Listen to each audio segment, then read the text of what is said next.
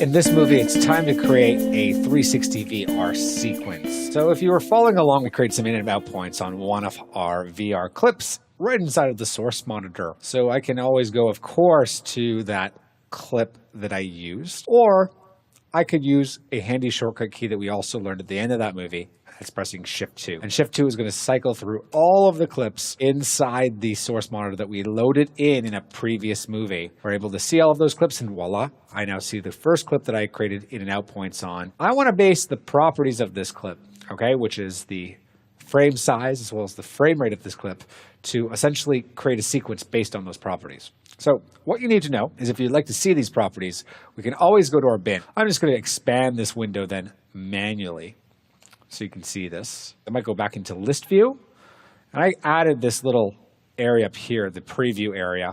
I might just click on the menu for the bin that I'm on and just get rid of that preview area just so I can see more thumbnails. You can see here the frame rate of your clips, but if you needed to, you can see that some of them are 2997 and some of them are 30 frames per second. Most importantly though is once you select any of these clips and if you right click them and just choose their properties, you'll notice that the size, the dimensions of these clips are all the same. They're 4096 by 2048. So that is what the settings of the sequence are going to be if we decided to drop this clip that we have inside. So if I just scrub down to find the video view low waterfall, it's also going to take those VR properties, that VR metadata that's stamped into the clip. To bring this into a sequence, all we have to do, as you can see here in the timeline, is drop media here to create sequence.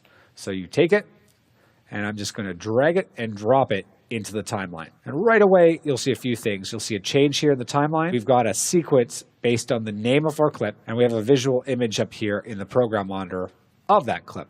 Okay, I like to make a couple of changes in the timeline right away. First of all, this clip was added to the V1 track. If I just sort of hover over this gray area here, and then with my mouse just scroll up, I can make the track height larger. Okay, you can actually also drag manually to make the track height larger too. Just gives me a much better thumbnail of that clip so I can see it right there inside my timeline. Notice how the color coding of the clip that we did earlier also carries over. We now have this clip. It's starting off our project. Some of the same settings, the buttons that we added inside the source monitor are also available inside the program monitor. So if I click on the button editor, and I'll just add this lovely VR video display to the timeline and press OK.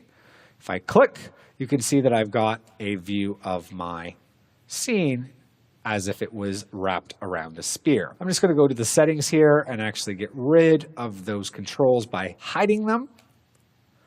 And another thing I should mention just here under settings, if you go to VR video settings, you can change the monitor view horizontal and vertical. There are settings on YouTube for 360 VR video, and there's also settings in the Oculus Rift, the field of view that it sees inside the Oculus Rift. And you can mimic that environment by changing both the horizontal and vertical layout. In case, if my horizontal layout was wider, I could pump this all the way up to 110, and just notice that the imagery here is getting a lot wider in terms of how this is displayed.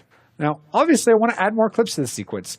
And before we do, I just want to tell you, we want to put together a 30 to 45 second trailer for a travel video. This travel video is going to have music, and there's not going to be any sound associated with the clips. We want to essentially make in and out points on our clips, and then start to assemble our piece to a rough edit, and then trim it down. First of all, let me get out of the VR video display mode. I'm just going to toggle it off. I'm going to head back to my source monitor. I can press Shift 2 to do that, and move to yet another clip. And as we learned in the last movie, we could play through this clip. I could press L to play forward.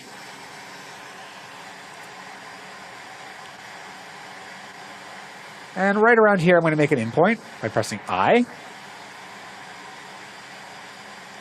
I'll press L again, just to play back faster. And I'm going to press O to make an out point. So I've actually marked a very long clip, 21 seconds and 17 frames. Can press the play video in and out to end button that we added in a previous movie to get a sense for how long that clip is. And already at looking at it, I want to trim off some of the head of the clip, so I'll press I again a little bit later on. I've now trimmed this clip to 12 seconds and 2 frames. If you're trying to get exactly to where I am, you can use your left and right arrow keys to move frame by frame throughout this clip and then get to a very similar duration. Now, if we're bringing this into the timeline, we have 2 options. We have overwrite and insert edits. Well, there's more than that, but these are the most 2 used options in terms of editing. Since I only want to bring in the video, I'm going to grab right here the drag video only section because we can drag and drop into our timeline. If I select it and drag it down, this is going to perform something called an overwrite edit, which is what I don't want. I actually want this clip to start off the sequence, but I want the clip that I've already put into the timeline to play just after that. So what I need is an insert edit. And to access the insert edit, we need to hold down the Command key on a Mac, Control key on a PC. You'll see there the arrow hooking to the right. Once I release my mouse, followed by the Control key, you can see that that shot is added. If I press the minus key, I can kind of zoom out on the timeline and see both of these shots here. You can also use the backslash key to fit the entire contents of all the clips in your timeline in that one timeline view. Very handy button. So there I can see that clip that I've just added of the waterfalls, the Bavarian Alps. And you can see that's without sound because I dragged in the video portion only. You've got those 2 types of edits, overwrite and insert. I usually use overwrite in situations like this, if I'm just putting together, let's say, a trailer where it's cut to music. I would place one clip after the other. I'd use overwrite in a lot of situations. But if I'm trying to place clips before something and I want all of the elements in my timeline to ripple down, I'll use insert. I'm actually going to move to the end of the timeline, and I can get there by pressing function right arrow. Let's head to the source monitor by pressing Shift 2, just to move forward to my London on Tower Bridge shot. Great. So let me press L to play forward. And I like this action of the bus there on the road. So I'll start this clip off fairly quickly, right at the beginning almost, and I'll press I to do that. I press J to play backwards. I'm going to press L to play forwards, and L again just to speed through. And right when that bus goes under the tunnel,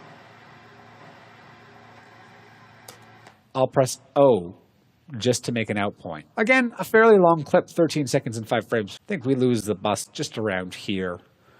This is the 11-second and 9-frame mark on the clip, and I'll press O to do that. You can move your left and right arrow keys to move frame by frame. So overwrite would look something like this. If I wanted to drag both the video and audio into the timeline, I could grab it by the picture, and drag it down into the timeline just after the second last clip. And that downward arrow is going to be the overwrite key. Instead, I could also then drag the video only, which is what I want to do because I don't want the audio here for this piece.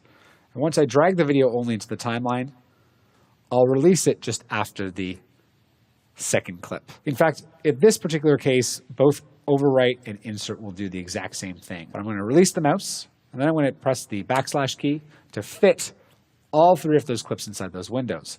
And that's how easy it is to edit clips. If you can get over the concept of how you can overwrite clips as well as insert clips into the timeline, you're halfway to knowing the battle of editing, because half of your editing, at least for your rough cut, is all about this. It's all about just overwriting and inserting clips into the timeline. I would like to encourage you right now to move ahead and start to select additional clips here in the source monitor. So if you press Shift 2, you can cycle through to the next clip. And once you get to the next clip, you want to use your J, K, and L keys to play throughout that clip to make in and out points with your I and your O key, and you want to bring those down into the timeline. Don't worry about how long it is right now. We're eventually going to go for a 30 to 45 second piece, but that's what you're aiming for. And don't worry about the order too much. You can, of course, try, though, the insert edit based on where you think it should go, but we're going to come in and then refine our timeline in about 2 movies from now.